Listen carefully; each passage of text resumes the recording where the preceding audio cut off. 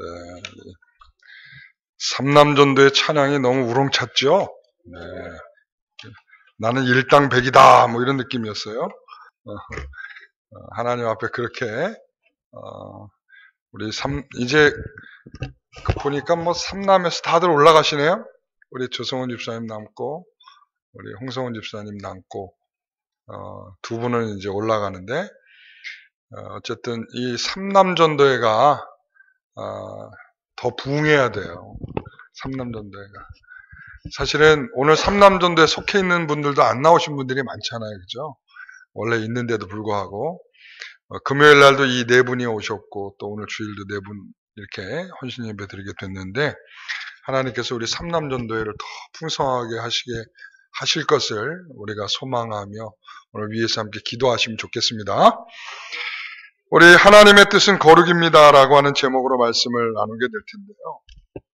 하나님의 뜻은 뭐냐라고 물을 때 가장 중요한 내용 중에 하나가 거룩인 것 같습니다. 거룩하라. 내가 거룩하니 너희도 거룩하라. 이 거룩은 우리가 여러 가지 의미로 생각할 수 있지만 거룩하다라고 하는 것은 구별됨. 그러니까 하나님의 말씀을 따라 구별할 수 있는 것. 그래서 로마서 12장 2절의 말씀이죠. 너희는 이 세대를 본받지 말고 뭐죠 그 다음에? 뭐라고요?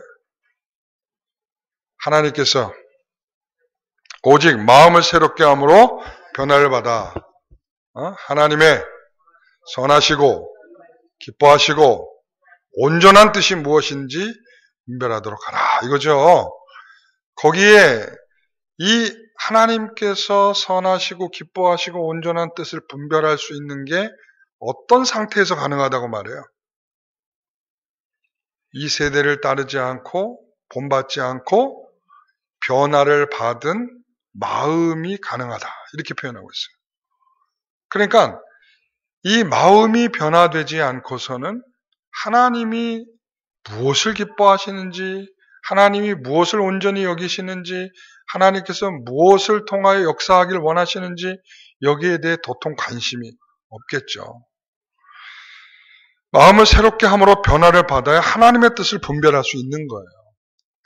우리가 어머니에게 어머니 생신이어서 우리가 선물을 사드린다 했을 때 여러분 누가 좋아하는 것으로 사야 합니까? 네? 어머니가 좋아하는 겁니까? 아니면 내가 좋아하는 겁니까? 예? 어머니는 꽃무늬를 좋아하는데 아유 꽃무늬는 촌스러워요. 난 물방울로 사드릴래요. 이러면 안 되겠죠. 엄마가 좋아하는 게 뭐예요? 꽃무늬면 꽃무늬 그게 아무리 내 눈엔 촌스러워도 그 꽃무늬를 사야 되는 거예요. 그게 바로 하나님의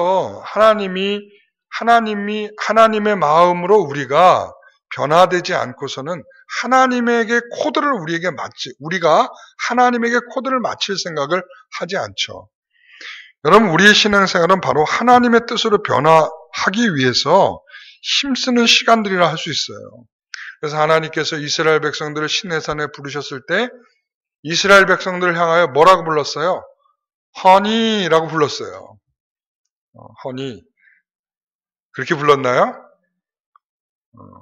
제가 지난주 금요일 날 했었잖아요. 뭐라고 불렀다 그랬죠? 너희는 나의 소유이며 제사장 나라이며 거룩한 백성이다. 이렇게 불렀단 말이죠. 그러니까 하나님께서 이 신의 산에 다 불러놓고 그들을 향하여 허니라고 불렀어요. 그걸 다 종합하면 그거예요. 허니 이거거든요. 그 세 가지를 다 종합하면 그 목적이 하나님께서 신의 산에 부르시고 그리고 이스라엘이라는 나라로 세우셔서 그 나라의 백성으로 삼으려고 하는 것은 하나님께서 그들에게 거룩한 백성이 되게 하기 위한 목적이에요. 그래서 하나님이 거기서 이스라엘 백성들을 신의 산에서 딱 언약을 맺으면서 그 언약을 맺고 신의 산에서 첫 번째 하신 말씀이 뭐예요? 내가 애굽에서 종되었던 너희를 불러낸 여호와 하나님이라 이렇게 말씀하셔요. 내가 너희들을 종에서 불러냈다. 그래서 내가 너의 헌이야. 내가 너의 사랑하는 사람이고, 그리고 너는 내 거고, 그리고 너는 내 나라고, 그리고 너는 내 백성이야. 라고 말씀을 하는 거죠. 그러니까 하나님은 거룩한 백성으로 만드는 방법을 뭐라고 하시는, 율법을 주신 거예요. 십계명을 주셨죠. 율법을, 너희는 거룩한 백성을 위해서 이렇게 살아라 라고 율법을 주신 거예요. 여러분, 율법을 지키는 것이 거룩입니다. 율법 무시하지 마세요. 이거 구약 성경이니까 안 지켜도 된다, 무시하지 마세요. 이것을 통해서 하나님께서 율법을 지킬 때 제사장 나라가 되는 것이고, 제사장 나라 살기 위해서 이스라엘에게 요구하는 것은 거룩한 백성이 되라는 겁니다.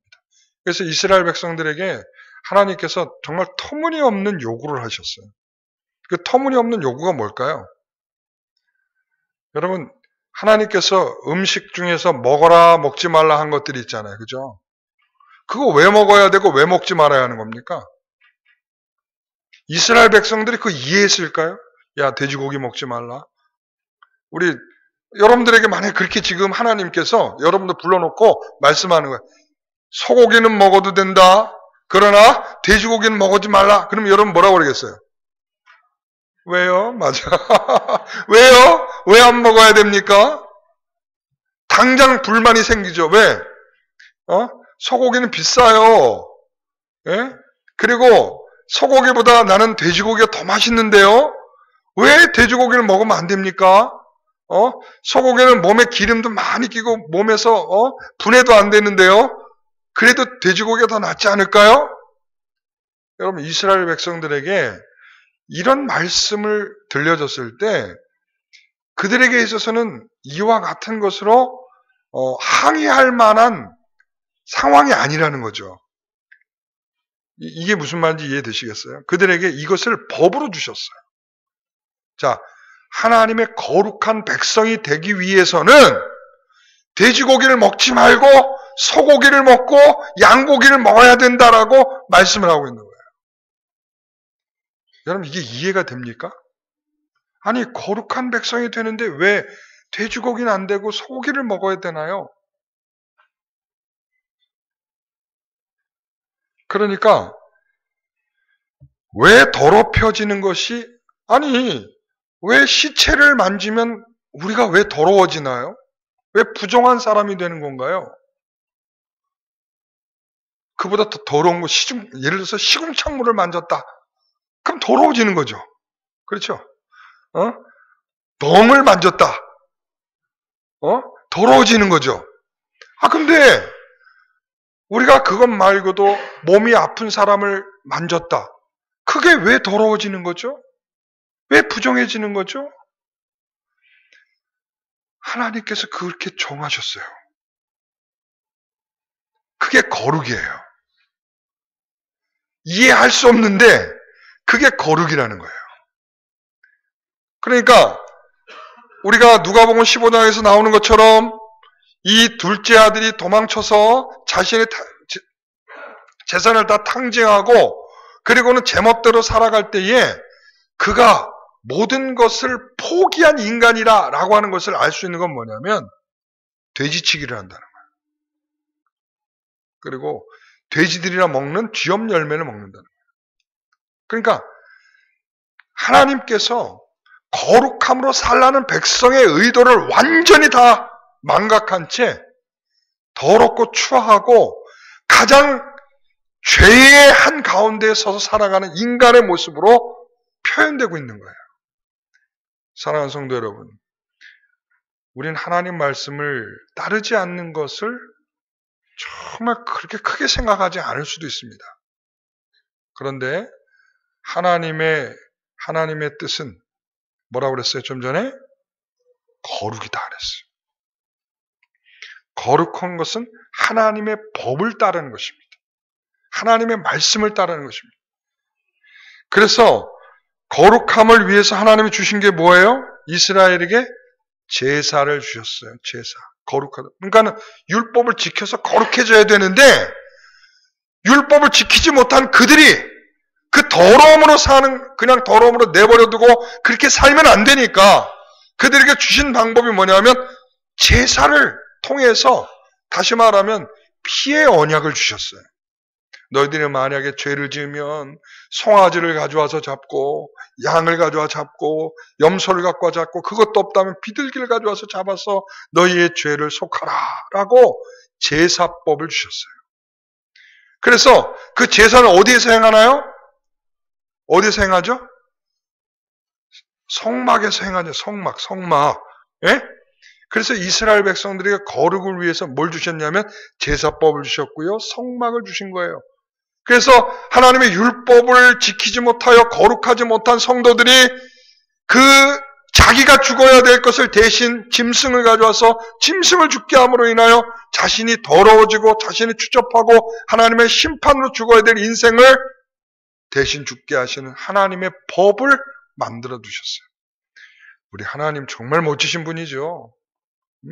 율법을 안 지키니까 넌 땡이야 그러고 끝낼 수도 있는데, 그렇죠? 그래서 그것 가지고도 안 되니까 하나님께서, 그래서 여러분 성막은 어떤 구조를 갖고 있어요? 성막이 있고요. 그 주변에 12지파가 있잖아요. 그렇죠? 12지파. 성막이 있고 12지파가 사방을 두르고 서 있단 말이에요. 그래서 이렇게 구약의 성도들은 율법을 지키지 못했을 때 그 성막을 통해서 다시 회복할 수 있는 은혜를 주셨던 것처럼 이제 신약 시대에는 성막이신 예수님을 통해서, 그래서 12지파 대신 뭘 주셨어요? 12사도. 그게 바로 그 사인이에요. 12지파가 12사도의 사인이에요. 그래서 요한계시록에 14만 4천을 계산할 때도 어떻게 계산해요? 예? 그 12이라고 하는 숫자는 누구냐면 구약의 12, 그 다음에 신약의 12 곱하는 거예요. 그 다음에 곱하기 10 이렇게 되는 거예요. 10의 3승 이렇게 되는 거예요. 그래서 14만 4천인 거예요. 그러니까 구약을 대표하는 자들, 구약의 전체 성도가 12지파를 가리키는 거고요. 12사도는 신약의 전체의 성도들을 가리키는 거예요. 그래서 그 모든 성도가 14만 4천이라는 거예요. 아시겠어요? 그래서 성막을 중심으로 12사도들을 두게 하셔서 그 성막이신 예수님께서 피의 언약을 따라, 그래서 출애굽기 24장에 있는 말씀을 가지고 예수님께서 마지막 만찬 때 그렇게 말씀하시잖아요. 뭐라고? 이는 언약의 피니 하면서 포도주를 주셨고요. 이건 내 살이니 그러면서 이 살을 먹는 자는 살겠다라고 주셨단 말이에요. 그러니까 언약을 율법을 지키지 못하여 거룩해지지 못하는 백성들을 위해서 예수께서 친히 오셔서 그 율법을 완성해 주심으로 인하여 예수 그리스도 안에 있는 자들은 이제 구원을 얻게 되는 은혜를 잊게 되는, 거룩하게 되는 성도들이 되는 것입니다. 오늘 바로 하나님께서는 그 거룩이 목적이신 분이에요. 우리를 거룩한 성도로 살게 하고 그 거룩한 성도로 살아가서 마지막에는 결국은 거룩하게 만드는 것이 우리 하나님의 목적이십니다. 여러분 지금 봐서는 다 부족하고 다 연약하지만 하나님께서는 우리의 마지막 죽음의 순간에 이루시는 것은 뭐냐면 거룩이십니다. 그래서 우리들은 그 거룩함을 위해서 예수께서 오셔서 뭐라고 말씀하셔요? 에베소 말씀에 막힌 담을 허셔서, 하나님과 막힌 담을 허셔서 자신을 통하여 화목 제물이 되셨다 이렇게 표현하시죠. 그러니까 예수 그리스도를 통하여 이제 담대하게 우리는 하나님 보좌에 나아가 하나님을 찬양하는 성도들이 된 것입니다. 그래서 예배는 성도들에게 있어서 거룩을 위한 굉장히 중요한 방식입니다. 거룩한 성도는 반드시 예배의 자리에 나와야 하는 것입니다. 거룩한 성도는 하나님의 말씀으로 새로워지고 그 마음이 새로워져서 하나님이 기뻐하시고 하나님의 온전한 뜻이 무엇인지를 분별하는 은혜를 입게 되는 것입니다. 사랑하는 성도 여러분, 그러나 그 모든 것을 방해하고 예배를 방해하고 거룩해지는 것을 방해하는 것이 뭐라고 말씀드렸어요? 죄라고 말씀드렸어요. 죄. 예. 우리의 죄는 거룩한 성도로 살기를 방해합니다. 거룩한 성도로 살 수 없도록 우리를 계속 누르게 되어 있습니다. 그래서 둘 중에 하나예요. 죄를 무시하고 살아가게 만들든지 아니면 더 깊은 죄책감에 빠져서 더 이상 일어서지 못하도록 밟아버리든지 둘 중에 하나입니다. 이 죄라는 속성은 우리를 더 하나님께로 가까이 갈 수 없도록 계속 우리의 마음을 불편하게 만드는 요소예요. 오늘 하나님께 이 거룩으로 회복하기 위해서는 그래서 우리는 하나님께 나와 예배하는 것이 중요한 일이라는 것을 기억하셔야 할 줄 믿습니다. 여러분, 특히 우리 삼남전도에는 지금 30대, 40대 아니겠어요? 40대 초반, 중반 전까지 우리 이제 삼남전도인데 어찌 보면은 가장 이 거룩이라는 말을 마음에 새겨 넣어야 할 나이대일 수도 있습니다. 오늘 본문을 보세요. 오늘 본문을 한번 다시 살펴보면 이렇습니다. 다시 한번 읽어보겠습니다. 그러므로 형제들아 우리가 끝으로 주 예수 안에서 너에게 구하고 권면하노니 너희가 마땅히 어떻게 행하며 하나님을 기쁘시게 할 수 있는지를 우리에게 배웠으니 곧 너희가 행하는 바라 더욱 많이 힘쓰라. 우리가 주 예수로 말미암아 너에게 무슨 명령을 준 것을 너희가 아느니라. 하나님의 뜻은 이것이니 너희의 거룩함이라. 곧 음란을 버리고 각각 거룩함과 존귀함으로 자기 안에 대할 줄을 알고 하나님을 모르는 이방인과 같이 세욕을 따르지 말고 이 일의 분수를 넘어서 형제를 해하지 말라. 이는 우리가 너희에게 미리 말하고 증언한 것과 같이 이 모든 일을 주께서 신원하여 주심이라. 하나님 우리를 부르심은 부정하게 하심이 아니요 거룩하게 하심이니 그러므로 저버리는 자는 사람을 저버림이 아니요 너에게 그의 성령을 주신 하나님을 저버림이라. 여러분, 자신을 지키라고 말하고 있어요. 하나님의 뜻은 거룩이기 때문에 이 거룩을 위해서 자신을 지켜내라. 그렇게 표현해주고 있죠. 하나님은 우리를 부정함으로 부르신 것이 아니라 어떻게 부르셨다고요? 거룩하게 하심으로 부르셨다. 이렇게 말하고 있어요. 그래서 에베소서 1장의 말씀에 보면 창세전에 그리스도 안에서 우리를 택하사 우리로 사랑 안에서 그 앞에 거룩하고 흠이 없게 하시려고 그 기쁘신 뜻대로 우리를 예정하사 예수 그리스도로 말미암아 자기의 아들들이 되게 하셨다라고 말씀합니다. 창세전에 우리를 부르신 것은 거룩하고 흠이 없게 하시려고 우리를 부르셨다. 하나님의 목적이에요. 그냥 대충 살다가 가는 인간의 형태로 우리를 부르신 것이 아니고 그냥 난 예수는 믿습니다. 이것만으로 다라고 생각하며 살도록 만든 것이 우리가 아니고 우리가 그 거룩한 뜻을 따라 살아가도록 우리를 부르셨다라는 것을 기억하시기 바랍니다. 그래서 하나님을 만나기 전에 내 배를 불리는 것이 삶의 인생의 목표였다면 이제 그것을 다듬어 지우고 그리고 하나님의 거룩한 뜻을 드러내고 실천하는 것을 찾아 나가는 성도들이 되셔야 할 줄 믿습니다. 여러분, 그래서 우리는 말이죠. 거룩이라고 하는 것은 하나님의 뜻을 계속 이해하려고 애를 쓰는 겁니다. 제가 그런 말씀을 드려요. 궁창의 언약이라는 말씀을 드렸어요.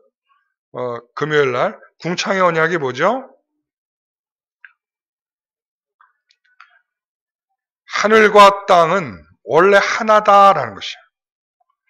여러분, 그래서 우리 예수 그리스도께서 십자가에 죽으실 때에 뭐가 찢어졌어요? 휘장이 찢어졌죠. 그 휘장은 하나님과 사람을 가로막고 있는 막이에요. 그렇죠? 하나님과 사람을 가로막고 그래서 그 휘장을 지나서 잘못 들어갔다가는 지성소로 들어갔다는 사람들이 어떻게 됩니까? 죽는 거예요. 그렇기 때문에 그 휘장을 가로막아뒀단 말이에요.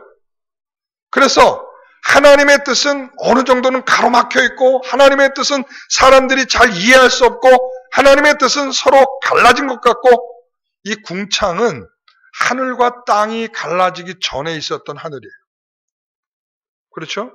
그러니까 이 궁창이 나뉘어지게 되면서 하늘이 생겼고 땅이 생겼단 말이죠. 그러다 보니까 이 나뉘어지게 되니까 이 땅에 살고 있는 사람들이 하늘의 뜻을 이해하지 못하고 살고 있어요. 이 궁창은 하나님의 나라를 상징하기도 합니다. 그래서 여러분 하늘에서 뭐가 와요? 어제 뭐가 내렸어요? 눈이 내렸잖아요. 어제 눈이 내렸잖아요. 그죠? 이게 하늘에서 눈이 내리고 하늘에서 비가 내리고 하늘에서 우박이 떨어지고 제가 중학교 3학년 때였는데요. 전 지금도 기억이 나요. 우박이 하늘에서 얼마나 떨어졌냐면 진짜 주먹보다 조금 작은 것들이 하늘에 떨어져가지고 난리가 났어요. 그날 제가 체력장. 오래간만에 쓰는 단어다. 체력장. 그 고등학교를 가기 위해서 그 체력장을 봐야 되고 그게 이제 20점 만점이었던 것 같은데 지금 기억에. 그래서 그 체력장을 하고 나서 그날 이제 야 힘들다 그래서 산에 올라가 이렇게 있는데 애들하고 올라가 있는데 갑자기 하늘에서 주먹만한 그 우박이 떨어지는 거예요. 깜짝 놀랐죠. 그래가지고 내려가 봤더니 그 막 간판들이 다 부서지고 심지어는 유리창도 깨져 있고 난리가 났더라고요. 그래서 나는 전국적으로 다 왔는지 했더니 거기만 왔대요. 이렇게 거기만. 여러분 하늘에서 주먹만한 우박이 떨어진다는 거 이거 정말 신기한 일이죠. 한 번도 본 적, 그 얼음이 떨어지는 건데 하나님께서 그 주먹만한 얼음을 떨어뜨리면서 우리 땅에 떨어뜨리실 때에 하나님의 의도가 있지 않았겠어요. 반대로 하늘에 구름을 막고 비를 내리지 않고 땅에 아무런 비를 떨어뜨리지 않는다라고 생각해 보세요. 하나님이 그 비를 내리지 않는 의도가 있지 않겠어요? 그러면 하늘의 뜻을 헤아리려고 하는 사람들은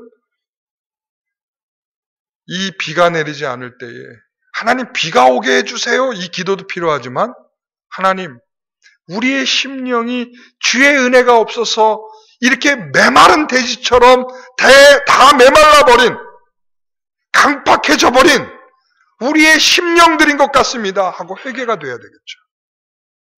이게 하늘의 뜻을 우리에게 가르쳐 주실 때에 하늘과 땅은 이렇게 연결되어 있다는 거죠. 오늘 사랑하는 성도 여러분, 우리가 하나님의 뜻이 이거다라고 너희의 거룩함이다라고 할 때 이 거룩함은 하나님이 우리를 향한 뜻입니다. 다시 말하면 하늘이 우리에게 내려주시는 비와 같은 거예요. 그래서 이 거룩함을 위해서 우리가 힘써 살아가는 것이 우리의 삶이어야 됩니다. 그래서 구별을 어떻게 하냐? 이 거룩은 어떻게 하냐? 구별하는 거예요. 물질을 구별하고요. 시간을 구별하고요. 사람을 구별하고요. 그리고 내 삶을 구별하는 거예요.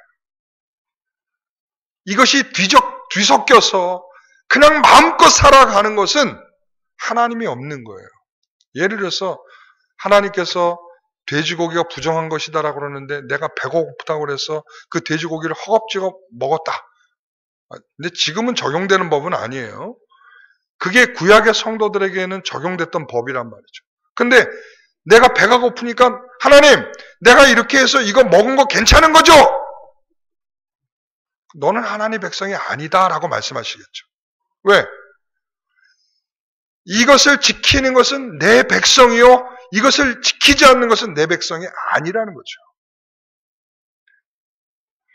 시간을 구별하고 물질을 구별하고 그리고 내가 삶을 살아가는 장소를 구별하고 그리고 내가 살아갈 방향을 구별하고 그리고 심지어는 내가 하나님의 말씀을 따라 살 수 있는 사람인지 아닌지를 구별해서 이거 굉장히 중요한 거룩이라고 하는 것은 이렇게 자신을 지켜내는 것입니다. 그래서 이 거룩한 성도들이 아까도 말씀드렸듯이 14만 4천이 자 요한계시록 14장 우리 요한계시록을 잘 안 보고 계실 성도들에서 한번 같이 읽어보겠습니다. 14장 1절에서 5절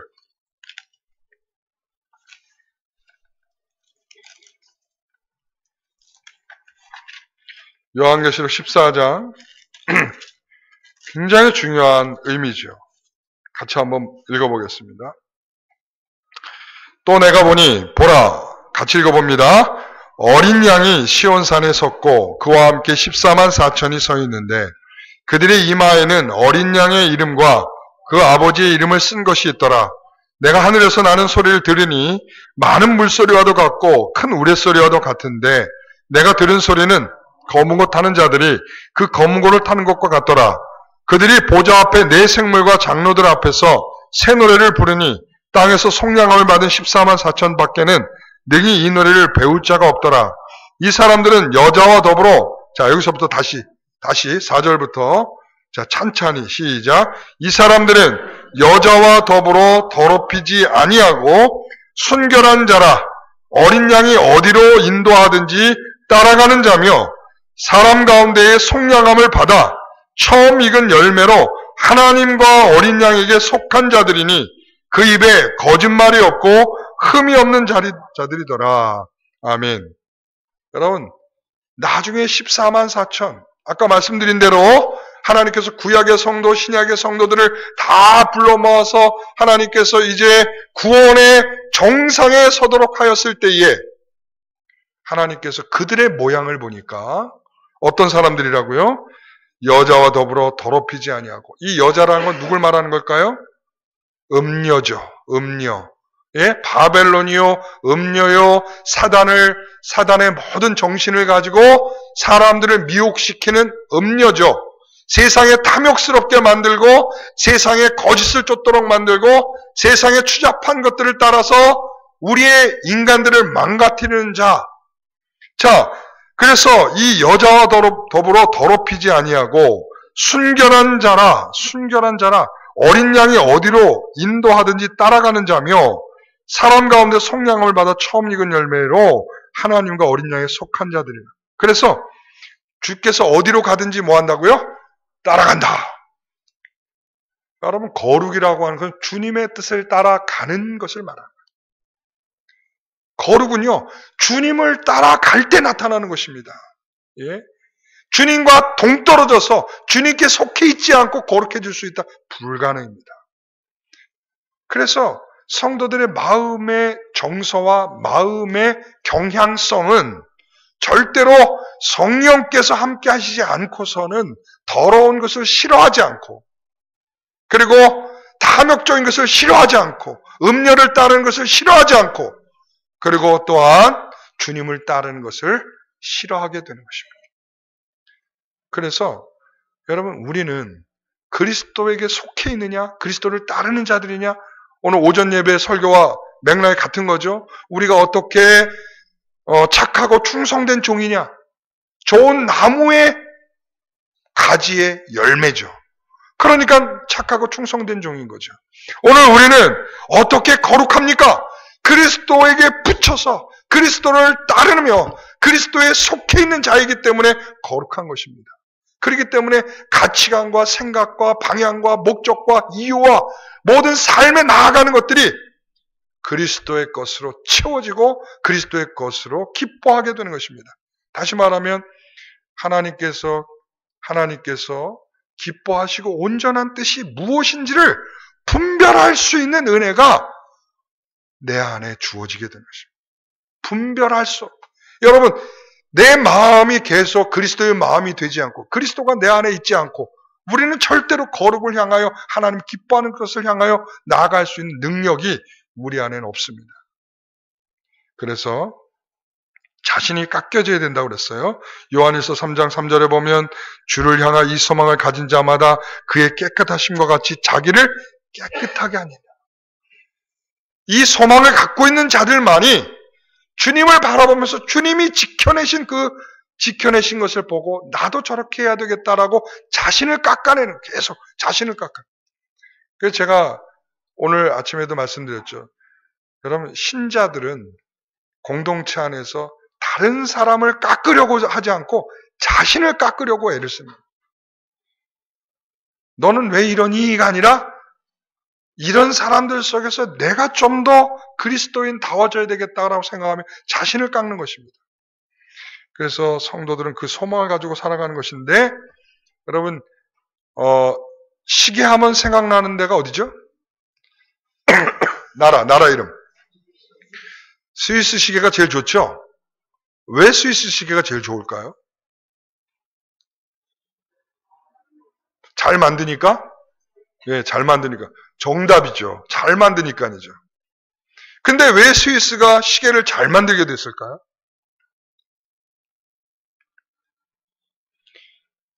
스위스가 시계를 잘 만들기 시작한 게 16세기부터입니다. 꽤 오래됐죠? 스위스 시계가 유명하죠. 그 시계가 어디에서 만들어졌냐면 제네바에서 만들어졌습니다. 스위스 제네바. 스위스 제네바는 어떤 동네였을까요? 16세기에. 칼빈이 목회하던 동네입니다. 칼빈이 목회하던 동네. 그리고 칼빈이 그 제네바에서 성경의 운동으로 말씀을 가르치고 그리고 또 성도들에게 하나님의 바른 성경적 진리를 가르쳤을 때 이 제네바에서 그러면 우리가 어떻게 사는 것이 가장 바른 길이냐라는 방향을 생각했어요.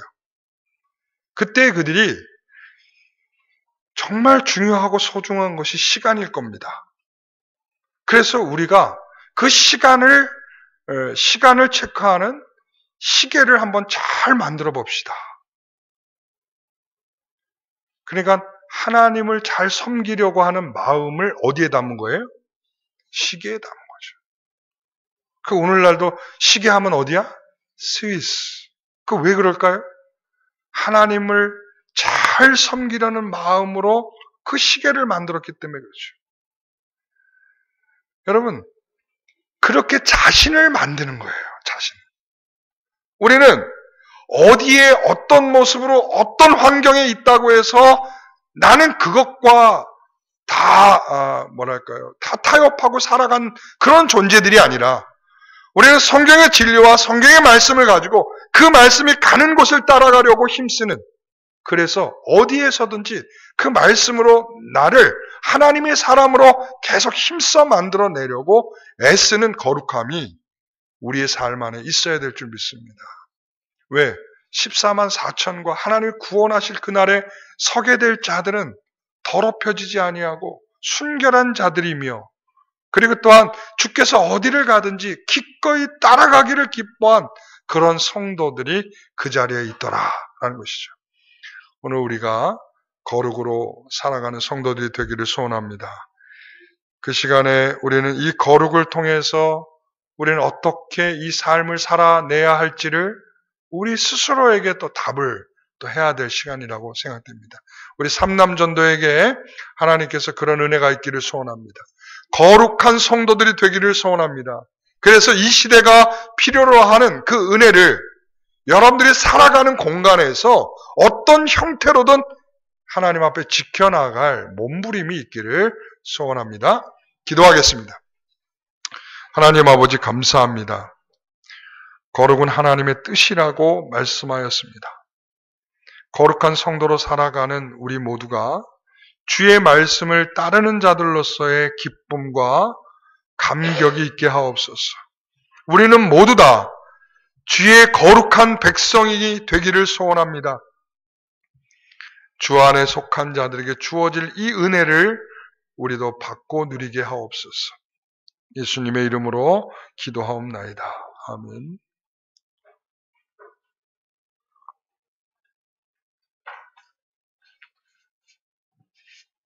은혜 받으셨을 줄 믿습니다. 찬송가 420장 부르시면서 봉헌하시겠습니다.